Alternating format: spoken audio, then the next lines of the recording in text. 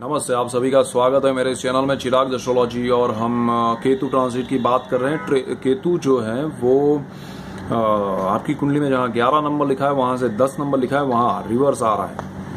As Rahu Ketu जो है वो हमेशा रिवर्स ही चलते हैं, वक्री ही रहते हैं। सो आज हम बात करेंगे वृषभ राशि और वृषभ लग्न के लिए केतु का ये ट्रांजिट, जो कि 18 अगस्त 2017 को 18 अगस्त 2017 को जो हो रहा है वो कैसा रहेगा, उसका इफेक्ट क्या रहेगा वृषभ राशि और वृषभ लग्न के लिए, वो देखते हैं, कोशिश करते हैं समझने की। उससे पहले वृषभ राशि यानी कि अगर आपकी कुंडली में 2 नंबर लिखा है और वहां पर चंद्रमा है तो आपकी राशि वृषभ है। और जन्म लग्न स्थान में जो पहला स्थान है कुंडली का उसमें 2 नंबर लिखा है तो आपका जन्म लग्न वृषभ लग्न है। टॉरस एसेंडेंट और टॉरस मून साइन की हम बात कर रहे हैं, नॉट सन साइन। सो इसके इफेक्ट्स जो है ना कि 70% जो होते हैं लग्न के होते हैं और मैं 20-25% राशि के हिसाब से कहूंगा। तो जिनका राशि है वो देख ले, लग्न अलग है तो वो भी देख ले वीडियो, दोनों मैच करके देखें कंबाइन में। और वृषभ राशि भी है और लग्न भी है, उनके लिए 100% हम जाएंगे। और ये कोशिश है। देखिए इसमें बहुत सारे रिजल्ट्स दूसरे प्लैनेट्स के हिसाब से भी काउंट होते हैं, लेकिन केतु अपना रोल क्या प्ले करेगा टोटालिटी में हमें देखना पड़ेगा, लेकिन केतु का रोल ये रहेगा। सो हम उस पे जा रहे हैं। सो केतु आपकी कुंडली में जहां 11 नंबर लिखा है वहां से 10 नंबर में आ रहा है। 10 नंबर यानी मकर राशि, कैप्रिकॉर्न, उसमें आ रहा है। वो शनि की राशि है और उसमें वो आपकी कुंडली के भाग्य स्थान में आ रहा है, 9th हाउस। जो आपकी कुंडली का भाग्य स्थान है उसमें केतु का काम होता है एब्जॉर्ब करना। फिर भी केतु 9th हाउस में थोड़ा अच्छा होता है। मकर राशि है शनि की, थोड़ा आपको आध्यात्मिक बनाएगा, आपको आध्यात्मिक गुरु से जोड़ेगा, आपको आध्यात्म से जोड़ेगा, उनकी बातों से जोड़ेगा, स्पिरिचुअल पावर से आपको बेनिफिट कराएगा, आपको धर्म से जोड़ेगा। 9वां जो स्थान है कुंडली का वो धर्म स्थान है और केतु धर्म से बहुत ही कनेक्टेड है। स्पिरिचुअलिटी वो इसलिए देता है। देखिए एक प्रश्न होता है कि केतु और राहु धर्म से कैसे जुड़ते हैं, तो उनमें एक खूबी है और वो उसका अगर मैं उदाहरण दूं तो ये है कि जब इंसान को स्ट्रेस पड़ता है, बहुत तकलीफ होती है, तब वो भगवान की शरण में जाता है। सो केतु जो है ना वो आपको इतना प्रेशराइज करता है, इतना टॉर्चर करता है कि आपके पास ईश्वर के चरणों के अलावा कोई रास्ते नहीं बचते और वो सर्वश्रेष्ठ रास्ता है। आप उस तरफ आगे बढ़ते हैं और उसमें से फिर पावर मिलता है और केतु खुश होता है कि देखो मैं यही चाहता था कि मुझे आप बदनाम मत करो, मैं आपको सही दिशा में ले जा रहा हूँ। एक पॉजिटिव वे में आप सोच के चलिएगा। सो धर्म कार्य से आप जुड़ेंगे, धार्मिक चीजों से आप जुड़ेंगे और उसमें जुड़ने से आपको बेनिफिट भी होगा। जिनकी केतु की दशा भी है और अंतरदशा भी है या अगर प्रत्यांतर दशा भी है और केतु यहाँ पर आ जाएगा उस समय की मैं बात कर रहा हूँ, तो वो बहुत ही आपके लिए स्पिरिचुअल एक अच्छा एक कनेक्ट आप हो पाएंगे ईश्वर से। आपका जो इनर है, आत्मा जो है वो जागरूक होगा उस तरह से कि आपको बहुत सारे स्पॉन्टेनियस थॉट्स आएंगे, आपको एक इंट्यूशन पावर बढ़ेगा आपका। आप आने वाले फ्यूचर को विजुलाइज कर पाएंगे अपने और दूसरों के, दोनों के। और ये केतु जो है उसमें आप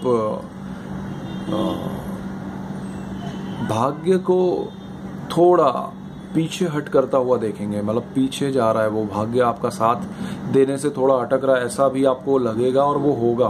प्रैक्टिकल वर्ल्ड में अगर आप जाएंगे तो वहां पर आपको थोड़ा लगेगा कि जिस स्पीड से मैं बढ़ रहा था वो नहीं हो रहा है। मैं जहां भी अभी तक सक्सेस की ओर बढ़ रहा था वो ब्रेक आ जाएगा, वो ऑब्स्टेकल्स आएंगे, वो उसमें आपको रुकना पड़ेगा, रुकावटें आएंगी। वो केतु आपको आसानी से नहीं देगा और केतु आपकी एनर्जी अब्सॉर्ब करेगा। जो अब तक आपको किस्मत से मिल रहा था वो किस्मत पे वो बैठ के उसको भी एब्सॉर्ब करेगा, आपकी किस्मत वो खाएगा और वो सामने आपको कहेगा कि आप किस्मत का जो है वो अब बहुत ले लिया, अब मेहनत का लो। और उसमें भी 9th हाउस है इसलिए थोड़ा भी ठीक है। सो वो धर्म से आपको जोड़ के फिर रियलाइज करवाएगा कि सिर्फ पैसे ही सब कुछ नहीं होते हैं, कुछ धर्म कार्य भी होने चाहिए, कुछ कर्म भी होने चाहिए। आप उस दिशा में आगे बढ़ेंगे जहां पर आप अपने पैसों को ऐसी संस्थाओं में, जरूरतमंद लोगों में डोनेट करने के थॉट्स आपके दिमाग में वो डालेगा। उससे आपको मन की शांति मिलेगी। आप अब तक जो भाग रहे थे पैसे और काम और दुनियादारी के पीछे, बीच में रुकावट आएगी कि भाई रुक जाओ, ये सब तो है, ये आप नहीं चाहोगे तो भी है। जिस दिन इंसान पैदा होता है उस दिन से शुरू हो जाता है। लेकिन आप अपने मन से, अपनी आत्मा से पूछिए उसको क्या करना है। आप उस दिशा में आगे बढ़ रहे हैं क्या? आपको उसमें कुछ करने का मौका भी मिला है तो आपने किया है क्या? तो ये केतु मौका भी देगा और फोर्सफुली करवाएगा भी। आप ये सब चीजें ध्यान में रखिएगा।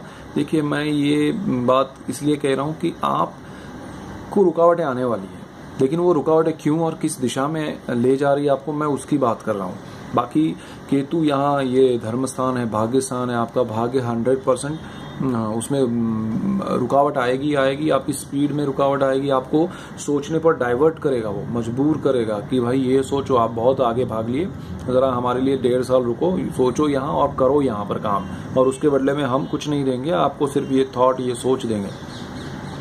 आपकी लाइफस्टाइल चेंज हो जाएगी और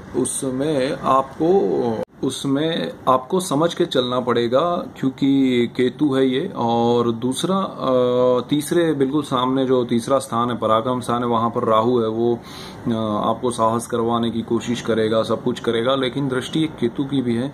भाग्य स्थान है, भाग्य स्थान का मालिक कहाँ बैठा है, क्या उसी स्थान में बैठा है, तो केतु के साथ ग्रहण योग होगा।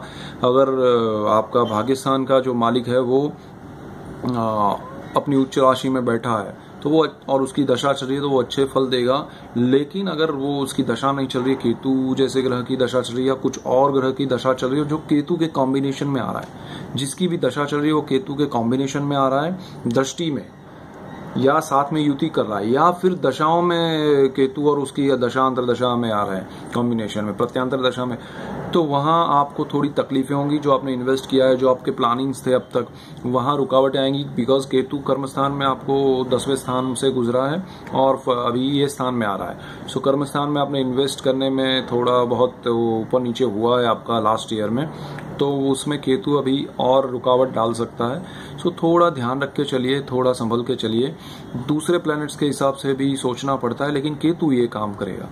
तो आपकी स्पीड जो है वो आप ये सोच के मत चलिएगा कि मैं 1 साल में ये करूंगा, इतना होगा, इतना मुनाफा होगा, ये कर लूंगा, वो कर लूंगा।